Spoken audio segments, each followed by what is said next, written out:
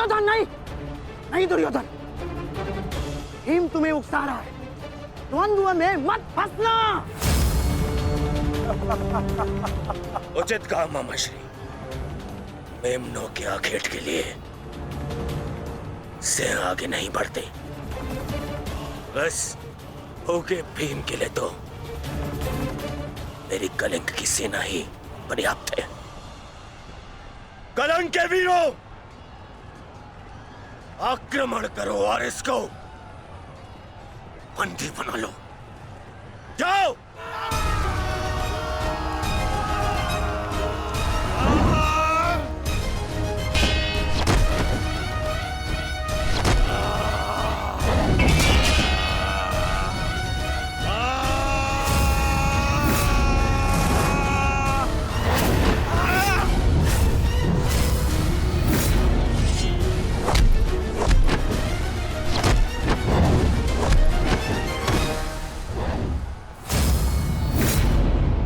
दुर्योधन, बस ये इतने से थे? अरे इनसे तो युद्ध करके मेरे हाथ पैर भी नहीं खुले।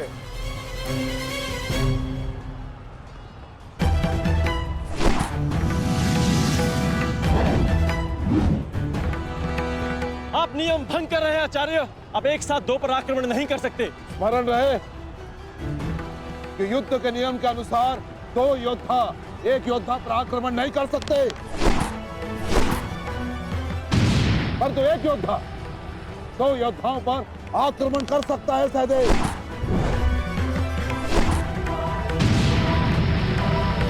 क्या करें नकुल, कुछ करना होगा।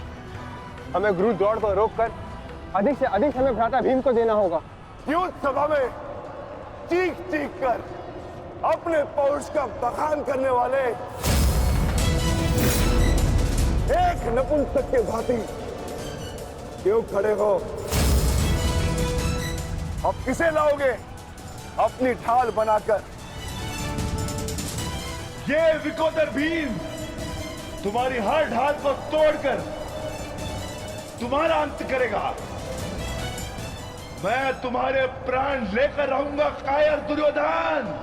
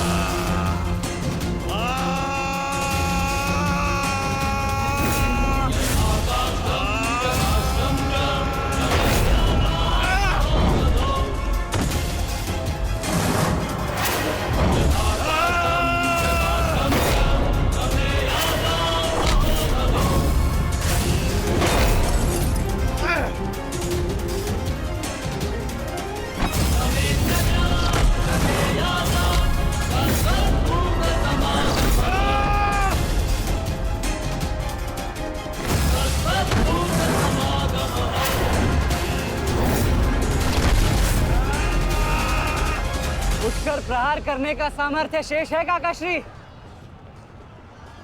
या पराजय स्वीकार करते हैं?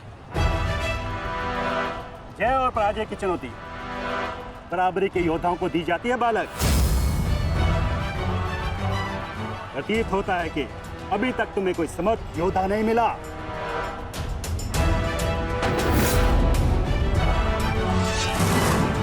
मैं शब्दों के बाण नहीं चलाता नानाश्री। अच्छा, तो युद्ध करो या समर्पण करो।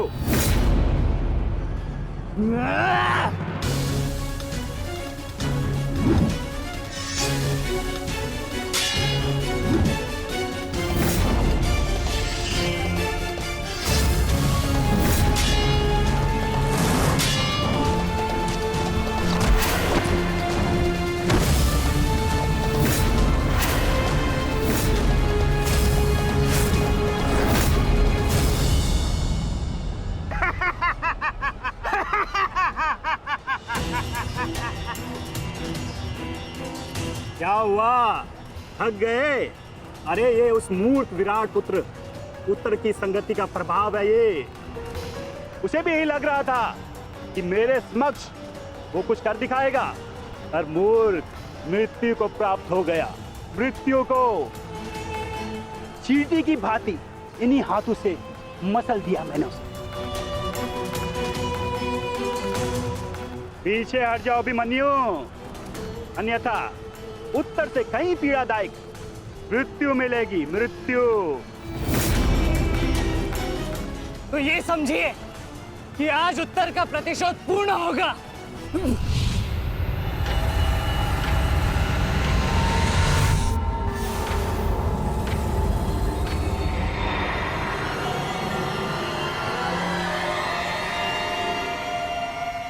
ऐसे मूर्खता कर रहे हो अभिमन्यु? मेरी शक्तियों के बारे में ज्ञात नहीं है। शत्रु का क्रोध मुझे और बलशाली बनाता है, बलशाली।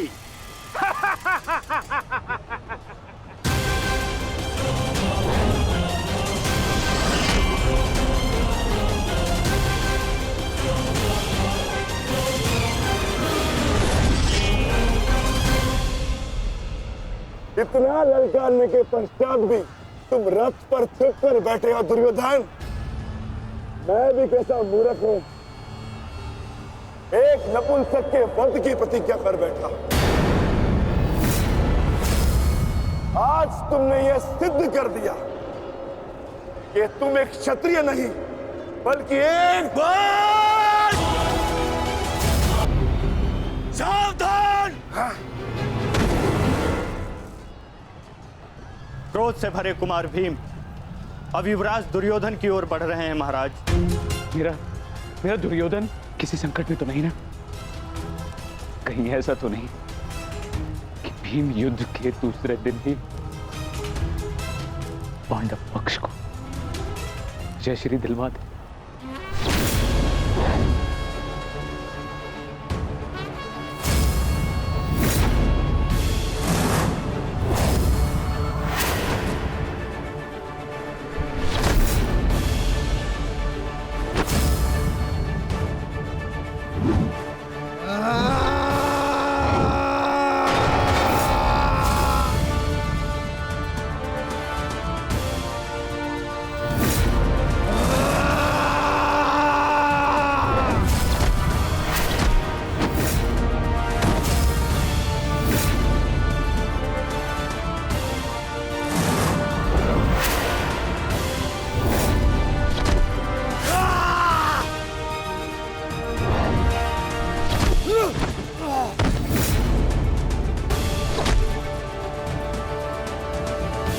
मारो दुर्योधन, मारो!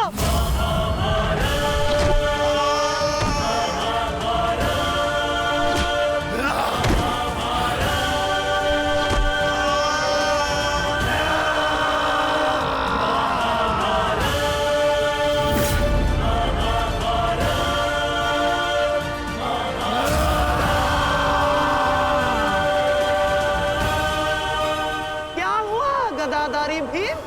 अब दिखाओ तुम्हारा पौरुषत्व। या कहो तो हस्तिनापुर की स्त्रियों से आभूषण लाके तुम्हें पहना दूं? क्या हुआ? युद्ध बातों से नहीं बल से जीता जाता है।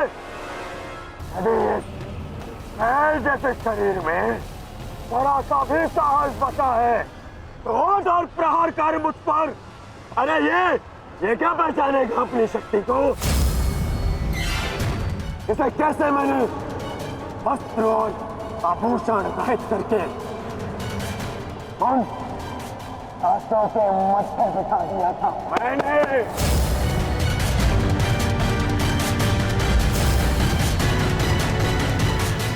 कदाचित ये भी भूल गया है कि कैसे मैंने बड़ी सभा में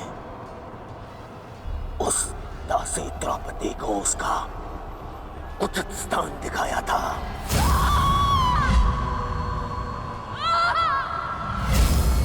आओ दासी द्रौपदी, आकर मेरी गंगा में बैठो। आओ! वस्त्र पुत्र हरण करो इस दासी का।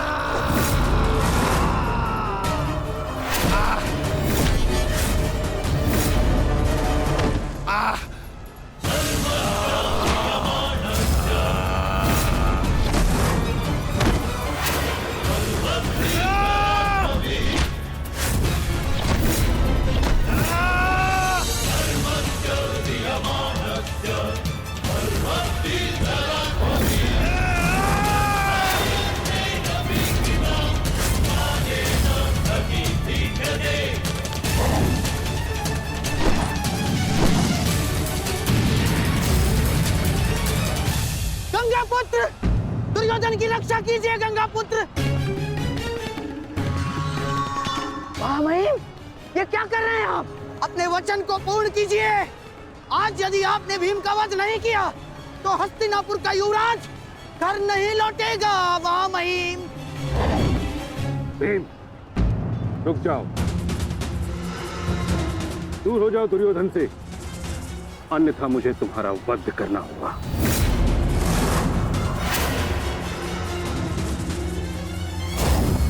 सावधान पितामह, यदि आपने भ्राता भीम पर प्रहार किया तो मुझे विवश होकर आप पर बाण संधान करना होगा। हट जाओ भीम। क्षमा चाहता हूं पितामह, आप अपना वचन पूर्ण कर रहे हैं तो मुझे भी अपनी प्रतिज्ञा का मान रखना है। आज मैं इस दुर्योधन का वध तो करके ही रहूंगा, चाहे इसके लिए मुझे स्वयं के प्राण क्यों न गंवाने पड़े।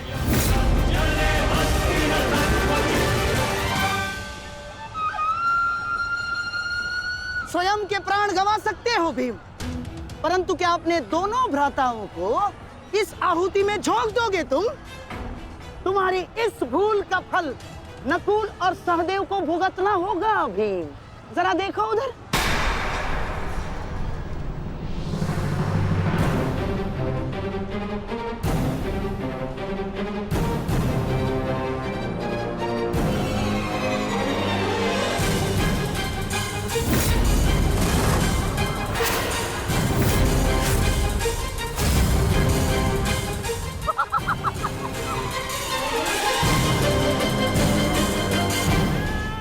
पिताश्री,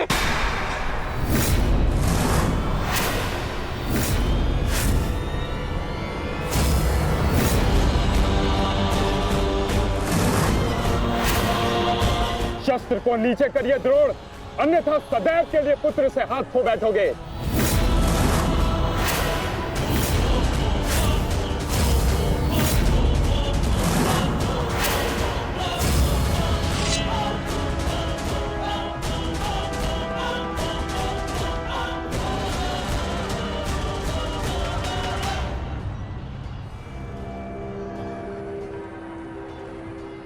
दुर्योधन, तेरा अंत आ गया है।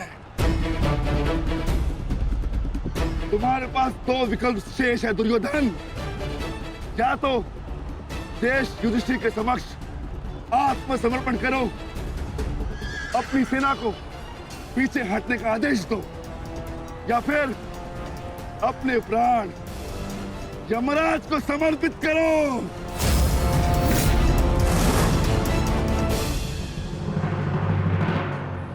मारो भीम, मारो! शीघ्रता करो भीम! इतनी भी क्या शीघ्रता है राजकुमार युधिष्ठिर?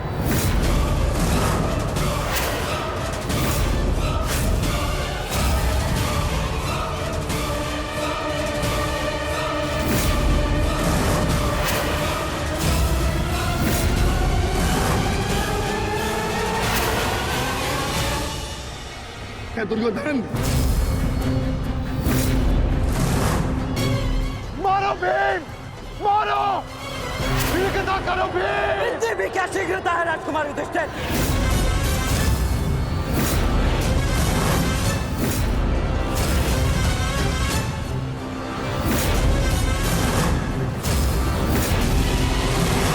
पीछे हट जाइए विकोदर भीम, अन्यथा मूल्य अपने ज्येष्ठा के प्राण देकर चुकाने होंगे। नहीं भीम, नहीं, मेरी चिंता मत करो, अपना वचन पूर्ण करो। ऐसा अवसर दोबारा नहीं मिलेगा अनुज, वध करो इस दुर्योधन का। पांचाली के अपमान का प्रतिशोध लो भीम, मारो इस दुर्योधन को। एक बार पुनः सोच लीजिए, अवसर दोबारा मिल सकता है परंतु ज्येष्ठ के प्राण दोबारा नहीं लौटेंगे। मारो भीम, मारो।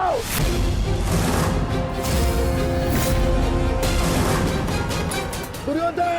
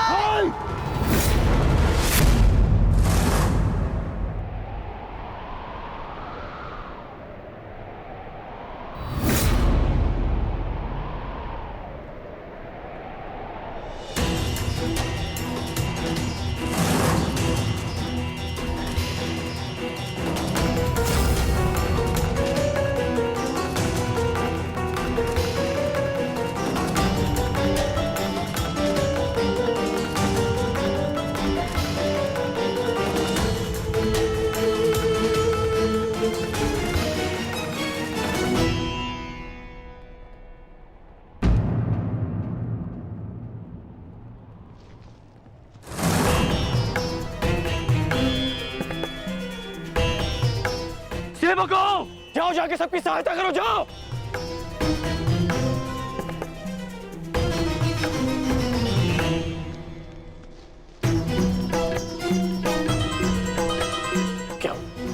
क्या हुआ?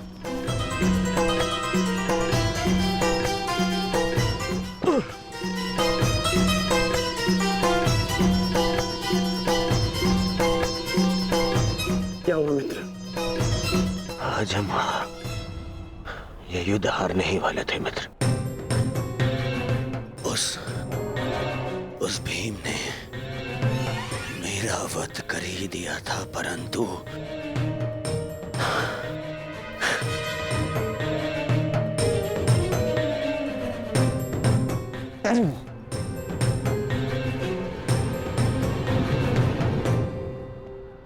ठीक समय पर आकर वृषसेन ने पूरी परिस्थिति को ही बदल दिया।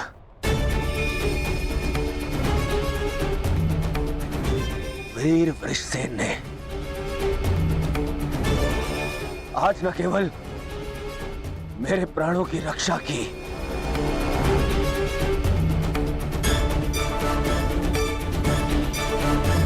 अभी तो कौरव सेना को एक लज्जाजनक हार से भी बचाया।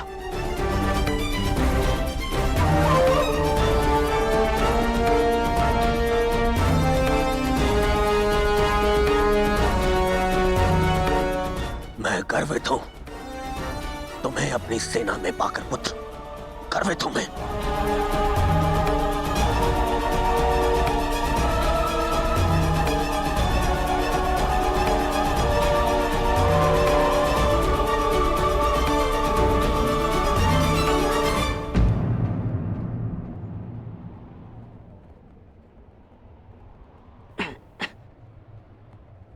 आप फिर से मेरे घाव देख रहे हैं ना पिताश्री, और मैं फिर से यही कहूंगा, चिंता मत कीजिए। आज का युद्ध समाप्त हुआ और युद्ध भूमि में जो कुछ भी हुआ उसे भुला देना ही श्रेयस्कर है। अपितु उन बाधाओं को समझने का प्रयास करना चाहिए जो हमें विजयश्री बनने या प्राप्त करने से रोक रही है।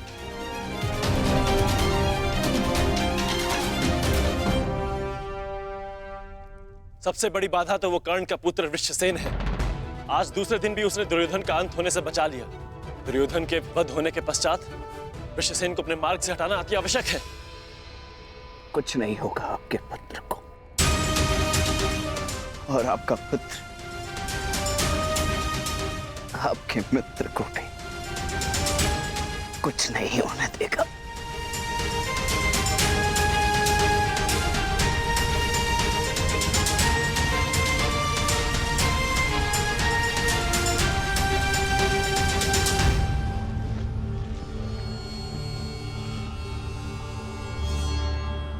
मित्र, आज का दिन हमारे पक्ष में नहीं था। तुम हमारे साथ होते तो कदाचित ऐसा नहीं होता।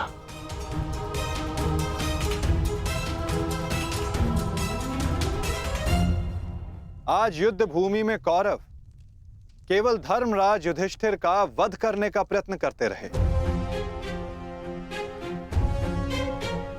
और कल हम दुर्योधन को अपना लक्ष्य बनाएंगे।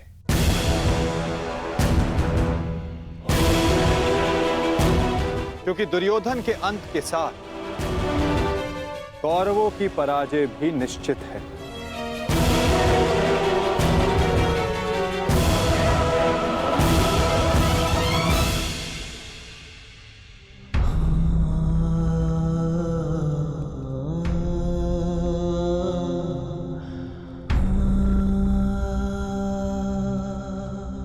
पुत्र,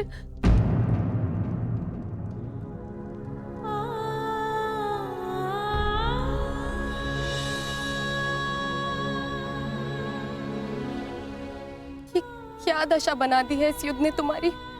अरे माता, आप कब आई? माता हूं।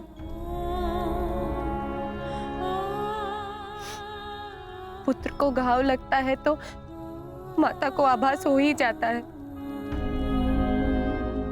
मेरे मन ने कहा कि मेरा पुत्र संकट में है, दौड़ी चली आई।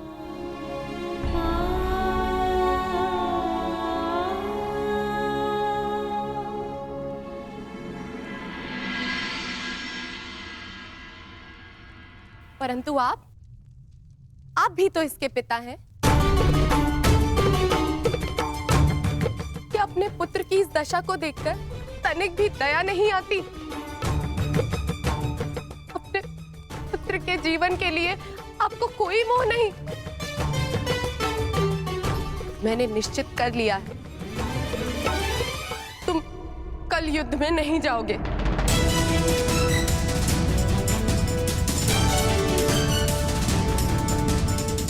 परंतु माता, मैंने कहा ना, ये मेरा अंतिम निर्णय है। पिताश्री, ये तुम्हारे अतिरिक्त कौरव सेना में और भी कुशल योद्धा है। निश्चित रूप से कौरव सेना में कुशल योद्धाओं की कमी नहीं है पिताश्री, परंतु वृषसेन वो उन सबसे भिन्न है। उसकी सोच, उसकी प्रतिभा, उसका तेज प्रशंसनीय है। उससे द्वंद्व करते समय मैंने बहुत कुछ सीखा। यदि वो कौरव के पक्ष में ना होता तो निश्चित रूप से मेरा अभिन्न मित्र होता।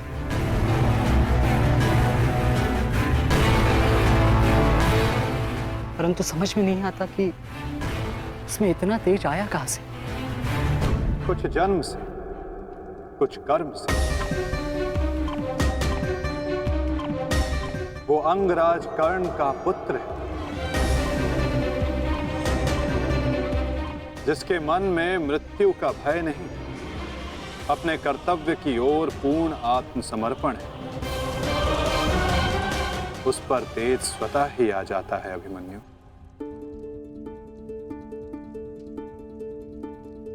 मैं अपने कर्तव्य से मुख नहीं मोड़ सकता माता, क्षमा चाहता हूं।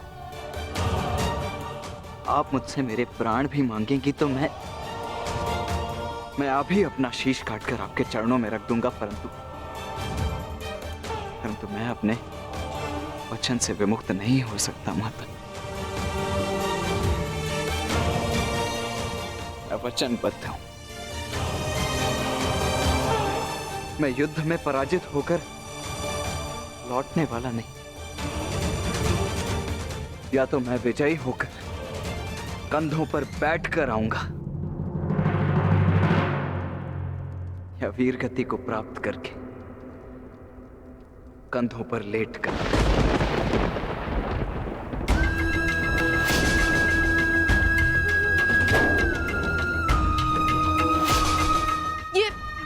ये आपका पुत्र क्या बोल रहा है? अब आप सुन रहे हैं ना? मैं आपसे हाथ जोड़कर विनती करती हूँ स्वामी, रोकिए इसे। आप ऐसा कैसे होने दे सकते हैं?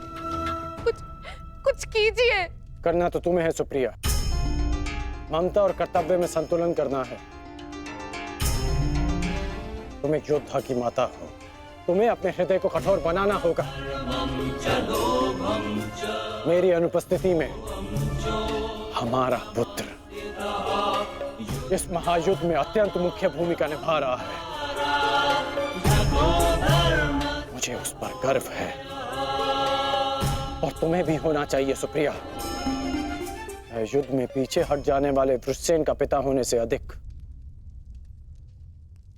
युद्ध में बलिदान दे देने वाले वृषसेन का पिता होना अधिक श्रेष्ठकर समझता। शक्ति बनो, उसकी दुर्बलता नहीं। हर मनुष्य अपना लक्ष्य चुनता है और मैंने और वृषसेन ने भी अपना लक्ष्य चुन लिया है। हमारा लक्ष्य ये महायुद्ध है और युद्ध बलिदान मांगता है। यदि वो बलिदान मेरा या मेरे पुत्र का होगा तो हमसे अधिक भाग्यशाली और कोई नहीं होगा सुप्रिया। परंतु मैं इसकी माता हूँ। हर कोई जो इस युद्ध में है उसकी भी माता है। वो भी किसी का भाई, बेटा, पिता या पति है। यदि हर माता तुम्हारी भांति विलाप करने लग जाए तो इस युद्ध में योद्धा रिक्त हो जाएंगे। जब युद्ध क्षेत्र में मृत्यु समक्ष खड़ी होती है तो योद्धा पुकारता है, हे मृत्यु, तैयार यदि तू आने को, प्रसन्न मुख आ, द्वार खुला है, तेरा स्वागत, प्रसन्न मुख आ।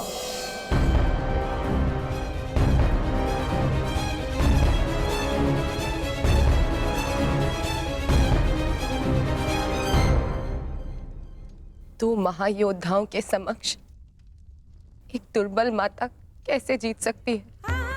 यदि आपने निर्णय ले ही लिया है तो ठीक है, किंतु एक बात स्मरण रखना, यदि मेरे पुत्र को कुछ भी हुआ तो उसके उत्तरदायी आप होंगे और इसके लिए मैं आपको कभी क्षमा नहीं करूंगी।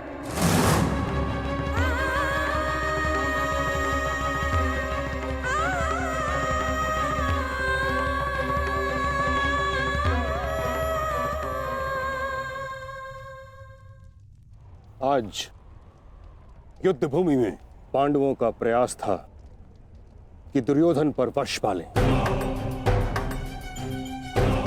कल भी कदाचित उनका यही प्रयास होगा। इस कारणवश हमें सज्ज रहने की आवश्यकता है।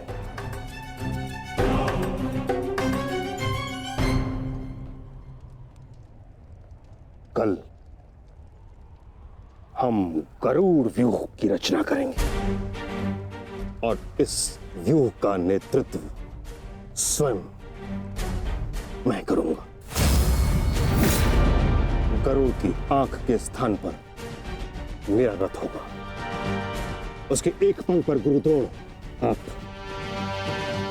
और दूसरे पंख पर अश्वत्थामा, मध्य में मद्रराज शैल्य और युवराज दुर्योधन अंतिम रेखा पे रहेंगे। कुशल योद्धाओं का दल उनका सुरक्षा चक्र बनकर रहेगा और किसी भी मूल्य पर यह सुरक्षा पंक्ति टूटनी नहीं चाहिए। ये लीजिए, ये नई रणनीति लाए। पितामह, आपकी अब तक कोई भी रणनीति सफल तो हुई नहीं है। ऐसा ना हो कि आपकी ये रणनीति भी असफल रहे।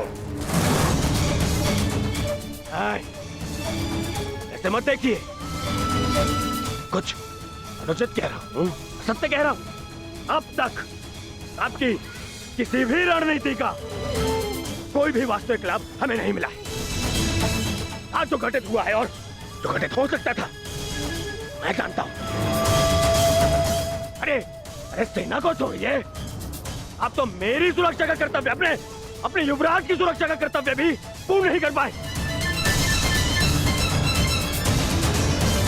हे पितामह, अब मुझे आप पर विश्वास नहीं रहा पितामह। नहीं दुर्योधन, पितामह के अतिरिक्त तुम्हारी रक्षा और कौन कर सकता है? मैं करूंगा, मैं करूंगा, मैं करूंगा, मैं करूंगा।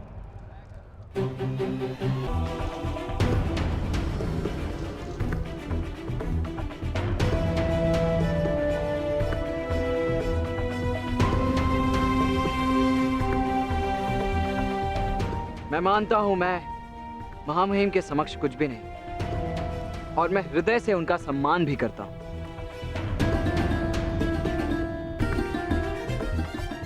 किंतु यदि युवराज मुझे अवसर दें तो मैं उनकी सुरक्षा के लिए सदैव तत्पर रहूंगा।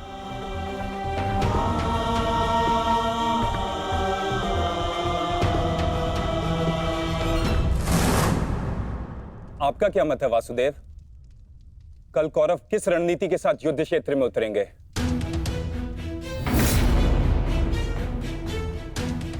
उनकी व्यूह रचना क्या होगी?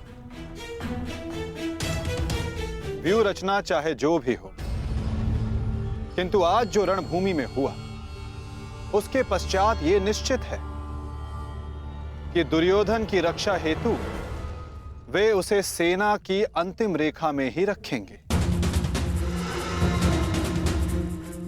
क्योंकि वो जानते कि दुर्योधन ही हमारा लक्ष्य है।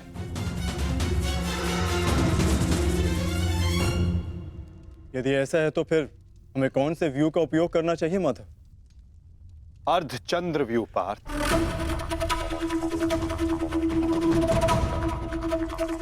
उसी व्यू के कारण हम दुर्योधन को रणभूमि की ओर ला पाएंगे।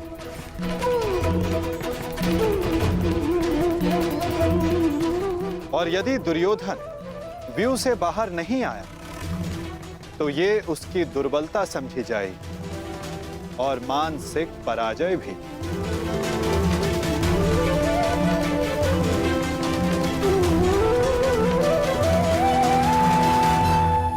कल दुर्योधन की रक्षा कोई नहीं कर पाएगा, वो चाहे आचार्य द्रोण हो या पितामह, अश्वत्थामा हो या दुशासन या फिर वृक्षसेन।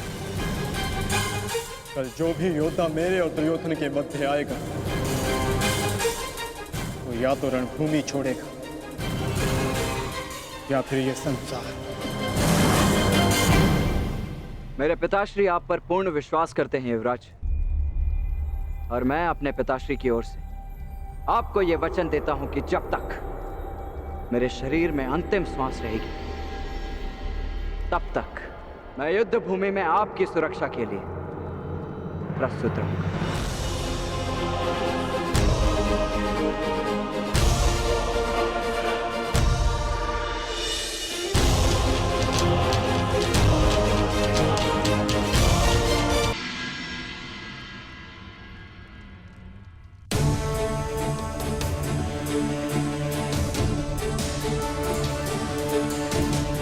आज युद्ध का तीसरा दिन है। मेरी इच्छा है कि तुम हर परिस्थिति में मेरे साथ रहो। तुम्हारी सुरक्षा हेतु यह आवश्यक है। आप केवल सेना के नेतृत्व के बारे में सोचिए। तुम्हारी कुतर्कता का मैं उत्तर देना नहीं चाहता दुर्योधन, परंतु दो बातें स्मरण रहे दुर्योधन। प्रथम, जीवित रहने का प्रयास करना। द्वितीय, सदैव मेरे पीछे ही रहना।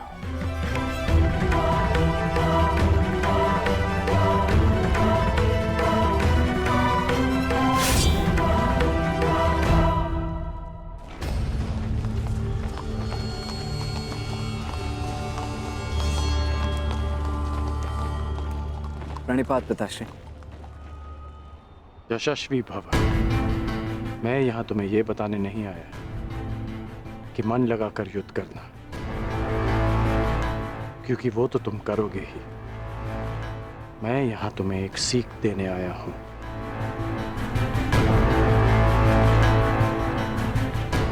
युद्ध क्षेत्र में योद्धा कहां है, ये जानने का सबसे अच्छा संकेत है उसके युद्ध की पताका। तुम्हें जिसकी भी रक्षा करनी है या जिस पर भी प्रहार करना है, उसके रथ की पताका को जानना, पहचानना बहुत आवश्यक है। मैंने ये तुमसे पहले नहीं कहा, पर आज कह रहा हूं कि मुझे स्वयं पर गर्व है कि मैं तुम्हारा पिता हूं।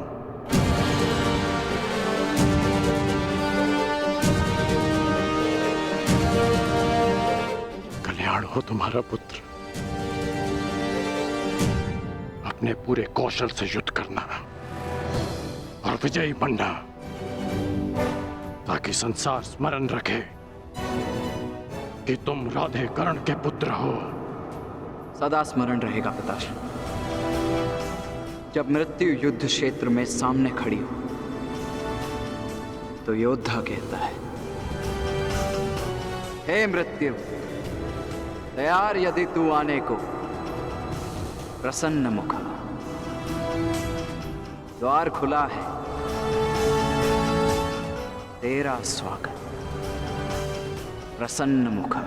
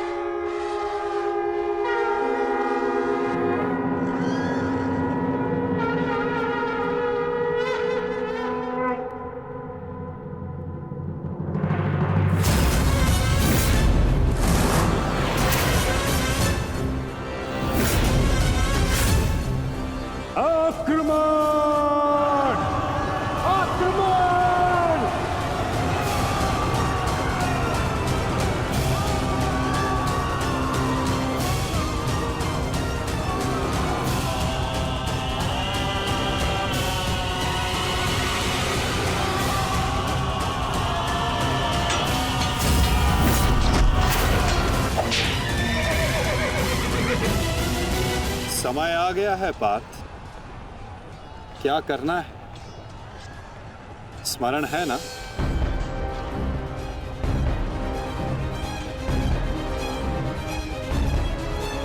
जी माधव।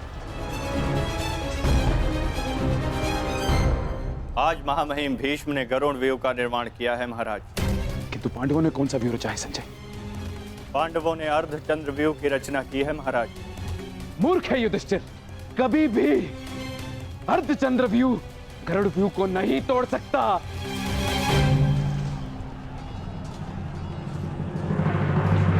प्रस्थान करो विकोदर।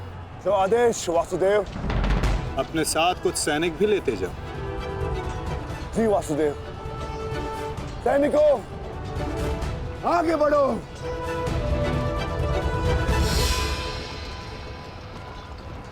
क्षमा चाहता हूं माता, किंतु भ्राता भीम दुर्योधन और उसकी सेना के लिए अकेले ही पर्याप्त है। तो फिर आपने उनके साथ सैनिक क्यों भेजे? जिस कार्य के लिए विकोदर जा रहे हैं वहां शत्रु का ध्यान बटाने के लिए उन्हें सैनिकों की आवश्यकता अवश्य पड़ेगी। तुम समझ रहे हो ना पार्थ?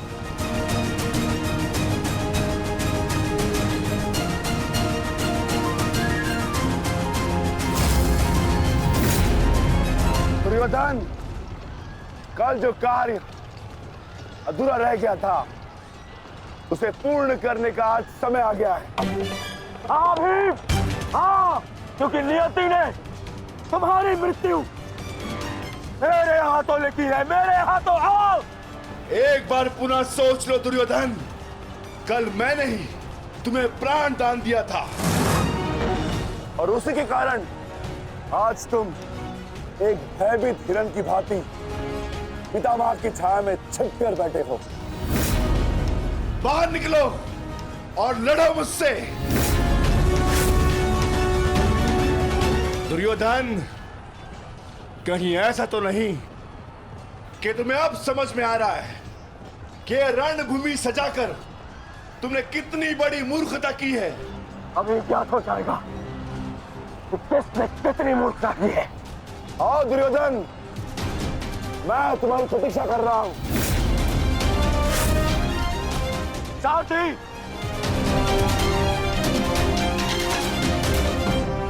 पांडवों ने अर्धचंद्र व्यू बनाया है। यदि युवराज इसमें फंस गए ना तो उनकी सुरक्षा करना असंभव हो जाएगा। कुछ ना कुछ तो करना होगा मामहिम।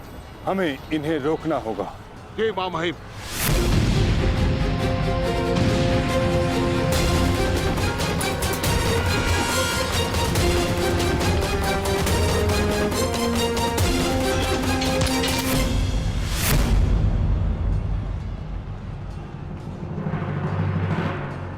प्रणिपात प्रपितामह।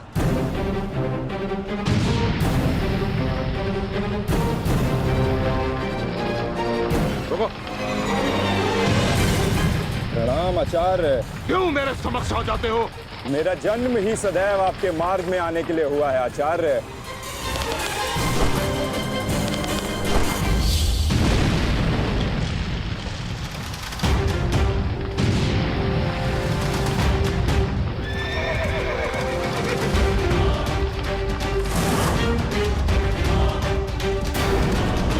मुझे युवराज की सहायता के लिए जाना होगा।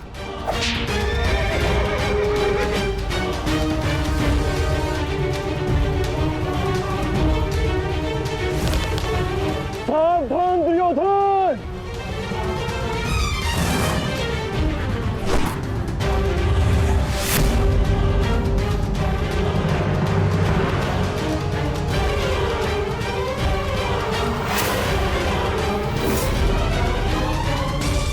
चूक गए अर्जुन, अपना एक बाण व्यर्थ कर दिया तुमने। ना मेरा बाण अपना लक्ष्य चूकता है और ना मैं कोई बाण बिना लक्ष्य संधान करता हूं।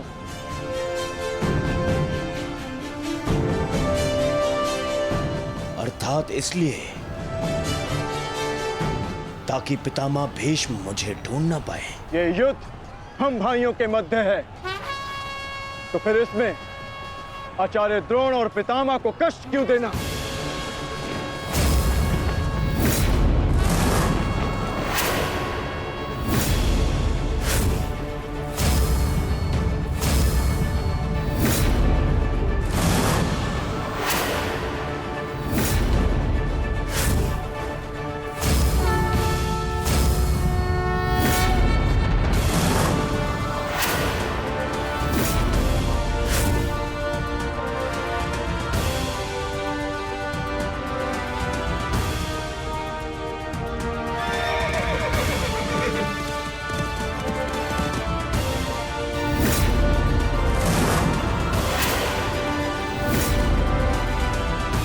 युद्ध क्षेत्र में योद्धा कहाँ है, ये जानने का सबसे अच्छा संकेत है उसके युद्ध की पताका। सारी पांडव पताकाएं एक साथ, अर्थात वहां कोई एक विशेष शत्रु है, और वो विशेष शत्रु युवराज दुर्योधन के अतिरिक्त और कोई नहीं हो सकता।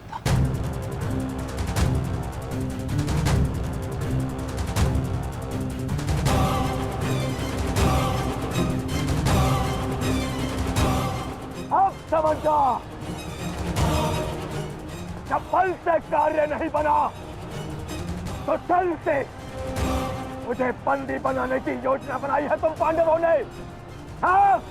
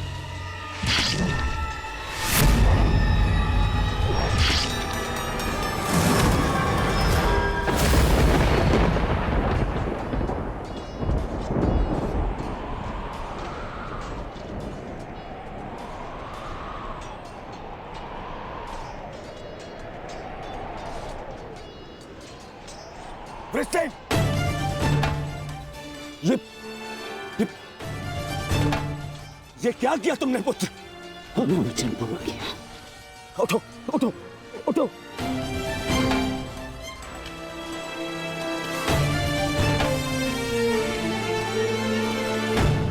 ये मेरे और इन पांडवों के मध्य का युद्ध है, तुम्हारा नहीं। तुम जाओ, ये मेरा आदेश, जाओ यहाँ से। आज यदि स्वयं ईश्वर भी मुझे आदेश दे तो मुझे स्वीकार नहीं है युवराज। आपके द्वार से कोई खाली हाथ नहीं लौटना चाहिए युवराज। शत्रु युद्ध मांग रहा है यार, आइए मिलकर उसे युद्ध का आनंद देते हैं।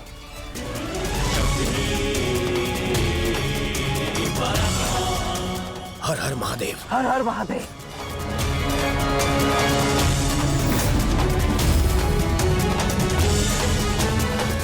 उठ जाओ वृषसेन, आज मेरे और दुर्योधन के मध्य जो भी आएगा या तो रणभूमि से जाएगा या संसार से।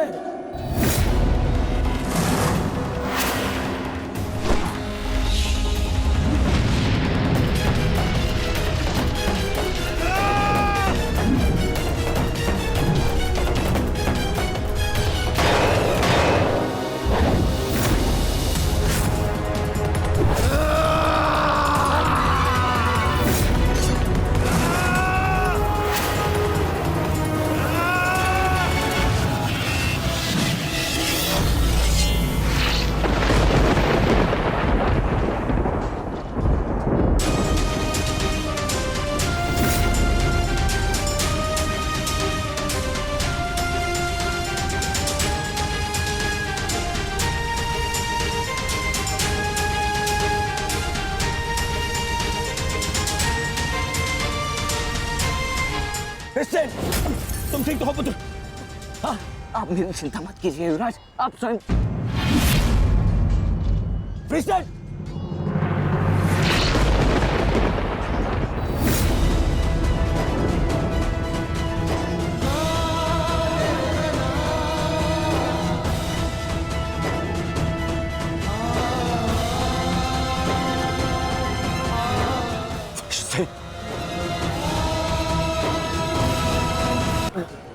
वैसे अभी भी समय है, लौट जाओ।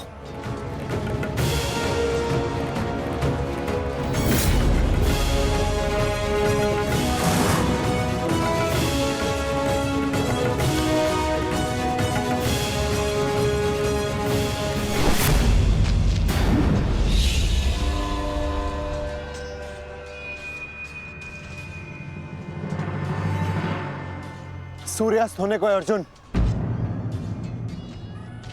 संधान करो।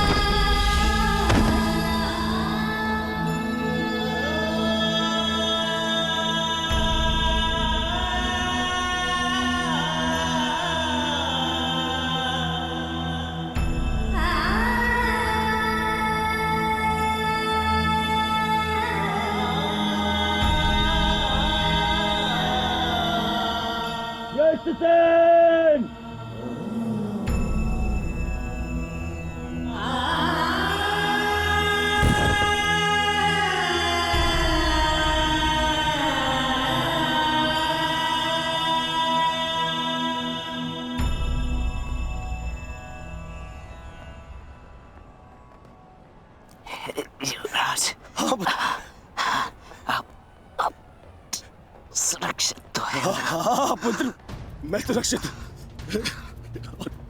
और तुम चिंता मत करना, मैं तुम्हें अभी वैद्य के पास में लेके जाऊंगा। तुम स्वस्थ हो जाओगे। आओ आओ।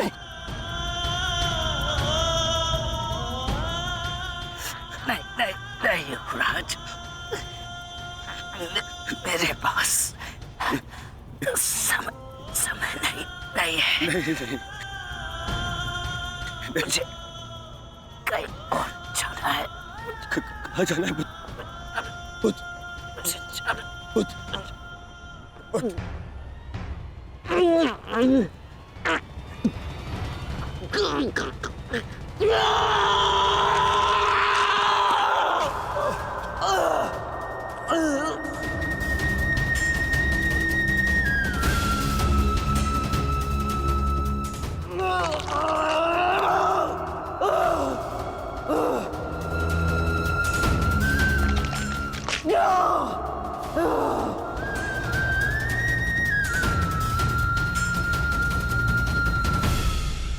इस संसार से जाने से पूर्व मुझे उनसे मिलना है जिन्होंने मुझे इस संसार में आने का लक्ष्य समझाया।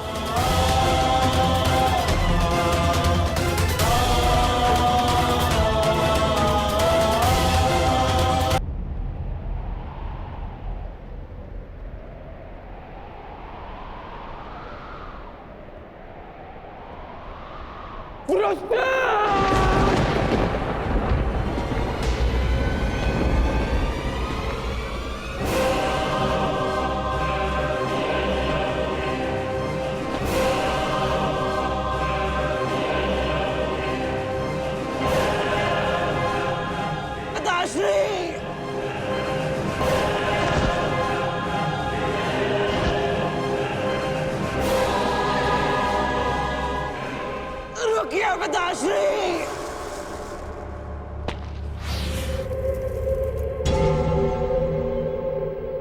आप वचनबद्ध हैं, आप पार नहीं करेंगे। मैं नहीं चाहता कि कल कोई कहे कि वृषसेन के कारण वचनवीर कर्ण ने अपना वचन तोड़ दिया।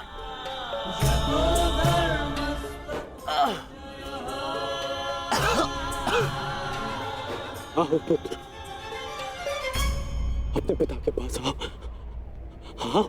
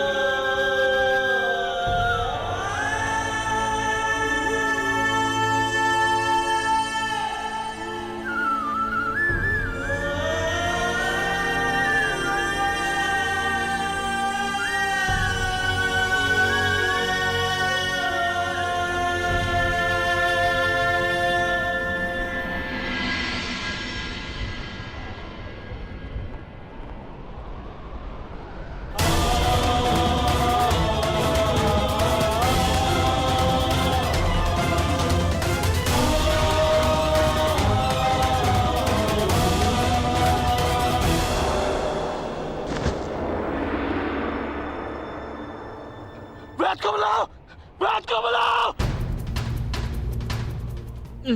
मैंने अपना वचन पूरा किया पिताश्री।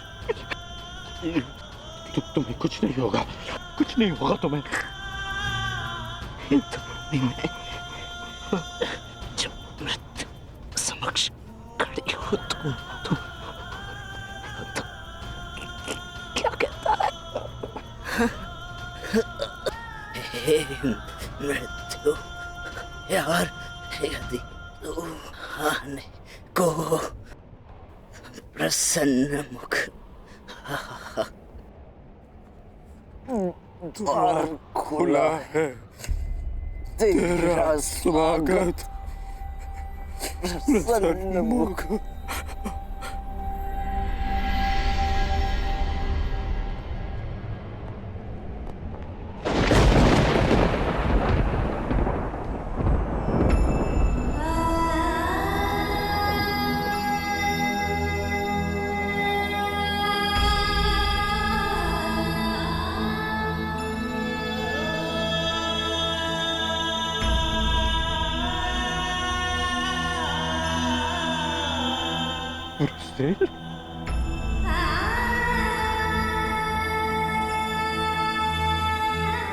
रुस्सेल?